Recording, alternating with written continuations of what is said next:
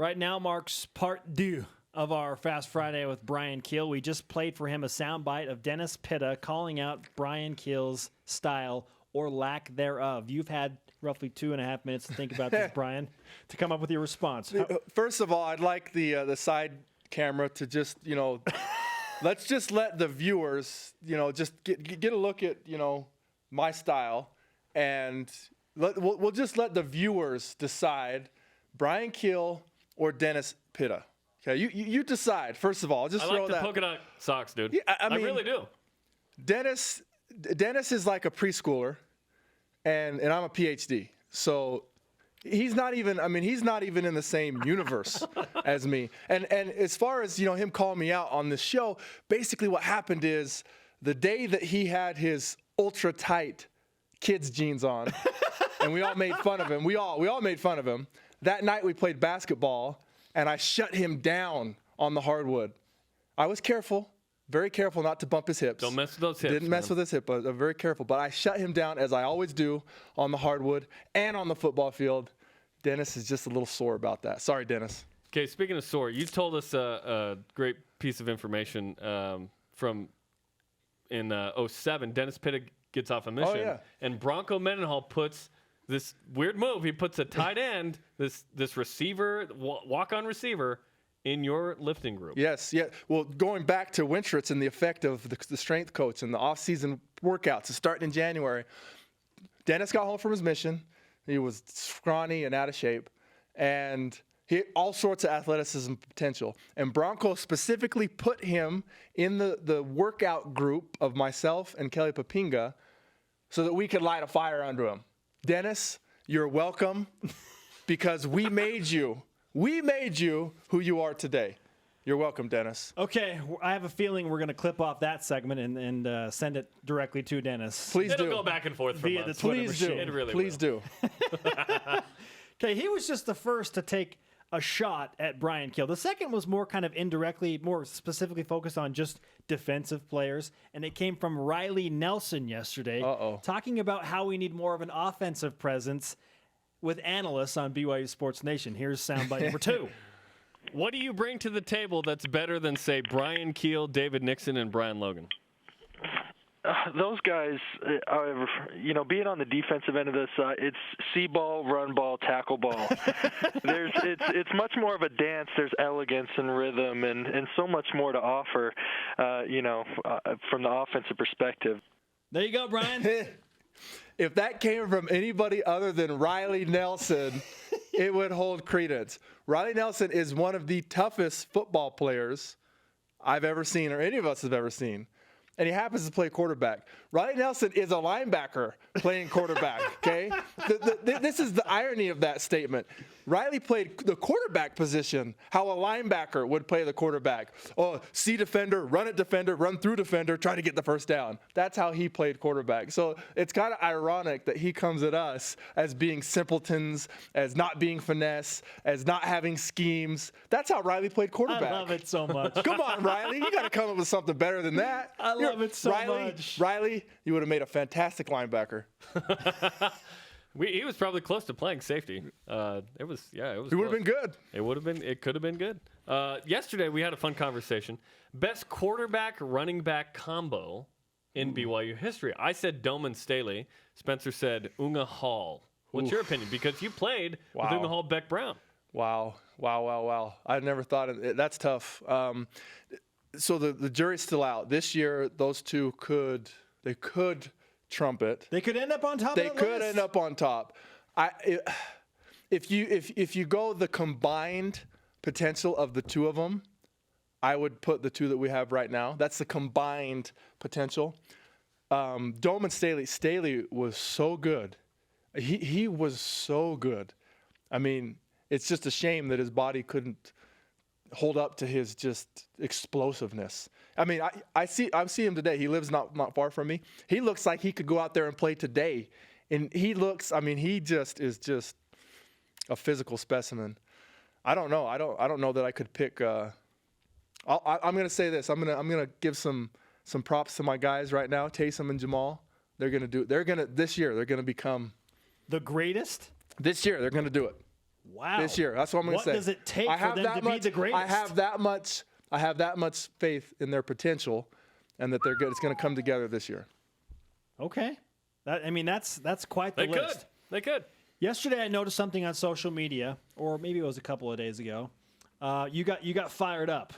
Specifically fired up about recruiting. Oh, shoot. And we might as well keep the energy high. It's at a good level right now with you, Bryan. But what was going on with recruiting on social media yesterday? My goodness. It all started, I hardly ever get on Twitter. Anybody that follows me knows this. I don't have that many followers. I'm new to Twitter. I haven't even been on Twitter for a year.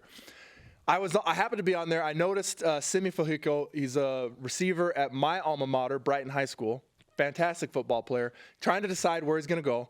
And he had these tweets about potential schools.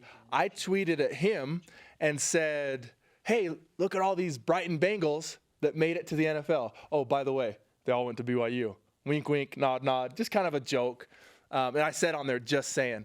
Of course, the Ute fans in their hordes came after me. And so in my responses back and forth to them, I'm getting in banter with the Ute fans. They're talking about Utah's guys that they've put in the NFL, which had nothing to do with my point about this Brighton kid. But anyway, I acknowledge, and I will readily acknowledge, Utah has trumped us in draft numbers. They have. Fact. It's a fact. It's a simple fact. Fact, also a fact. Utah doesn't send most of their guys on a mission that sit out football for 2 years. Another fact, Utah doesn't have to recruit kids who are willing to sign an agreement. Yeah, I'm going to go to your school. Oh, and I won't have sex or drink alcohol. What people don't realize is that handcuffs us in recruiting. And I'm not making an excuse. Of our own choice. Of our own choice. Yep. I'm not making an excuse. I'm not saying it's a crutch. And I'm not saying we need to get rid of the honor code. Some people say that. I am all for the honor code. I love it. I support it. I don't want it to go anywhere. It is who we are. But we have to keep our expectations in perspective. How many 4.3 guys have come through BYU? How many? Todd Watkins, maybe that's all. And he didn't run a 4.3. Even Todd Watkins, he ran a 4.4. Oh, okay. We just don't get those guys, which is fine. That's not saying we can't be fantastic football teams. We've had them, and we'll continue to have them, and we will have them in the future. But we're just not going to get those elite speed guys because we're handcuffed with the honor code. Yeah, it's just expectations. You have to keep that in mind. If you have 10,000 kids that are prospective recruits, okay, how many of those kids are going to make the NFL? Maybe 2%, maybe.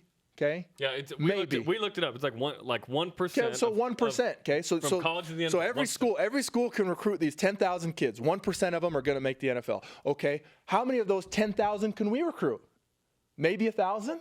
Maybe, I don't know. I don't know what the numbers are. I'm just throwing a number out there. It's a numbers game. So if there's 10,000 kids and every school can recruit those, but we can only recruit 1,000 of those 10,000, then if you take that 1% of the original 10,000, how many of kids in that group are in our group, in our pool? Our pool is small. Expectations, people just have to temper them. Do we have some time for Bryan to answer a couple of questions? All right, here we go. First one in from @_white chocolate.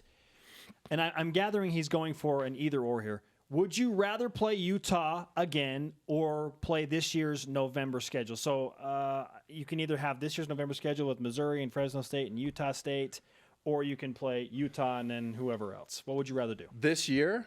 Like if I was on the team or as a former player? If you were on the team still. If you were as a former Okay, as a former player. Former player.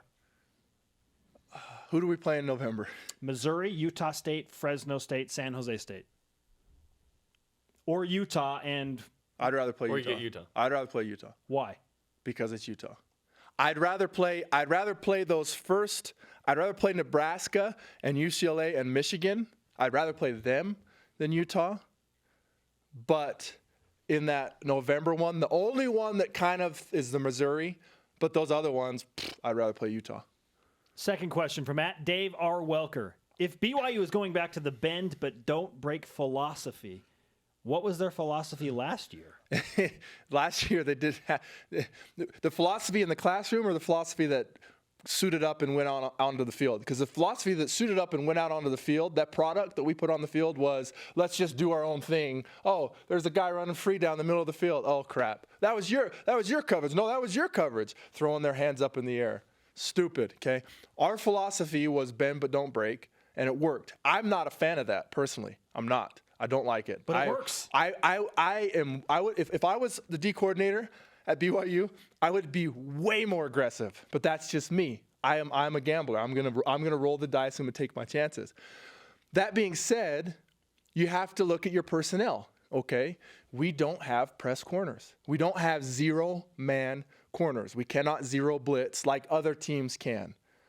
I still think we can do it more than we do. I think our coaches can call more pressure than they do, but we can't just go all out blitz like some teams do all the time because we just don't have the personnel. So you keep them in front of you. You make them earn it. You make them go 10, 12, 14 plays because the statistics say they're going to make a mistake. Exactly. They're going to make a mistake. Yep, the statistics say they're going to make a mistake if you force them to have 14 plays to get pay dirt. But if you give them the cheap one, if you give up the cheap one, you're going to lose every time. Yep.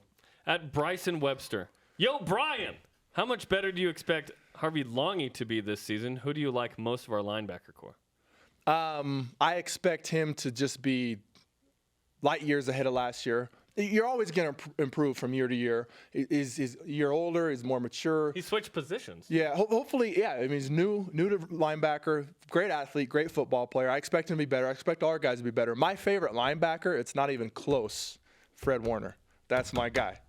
That kid he's a stud. He works hard. I'm not in their classroom, but my teammate, Kelly Papinga, is his coach, and he tells me Fred works hard. He knows what he's supposed to do. He studies. He listens. He's coachable. He's a tremendous athlete. All the potential in the world. I'm excited. I hope he gets healthy. I hope he's 100% healthy. I hope his back heals up strong. I'm excited to watch that kid for the next 3 years. Anybody else want to throw a shot Bryan Kehl's way at his style? No, please, this is what you need to do. You need to tweet at Dennis Pitta and just remind him, Dennis, you are not in my league, brother. Sorry, man. And if there's any, ladies out there that holds more credence than the guys, just let Dennis know. Sorry, Dennis. I'll coach you. I'll teach you. I'll clinic you. I'll try to bring you along like I did in 07 in the weight room. But you're not there yet, Dennis. Fantastic stuff with Bryan Kehl on a Fast Friday. Great to have you, man. Thanks, guys. Always a pleasure.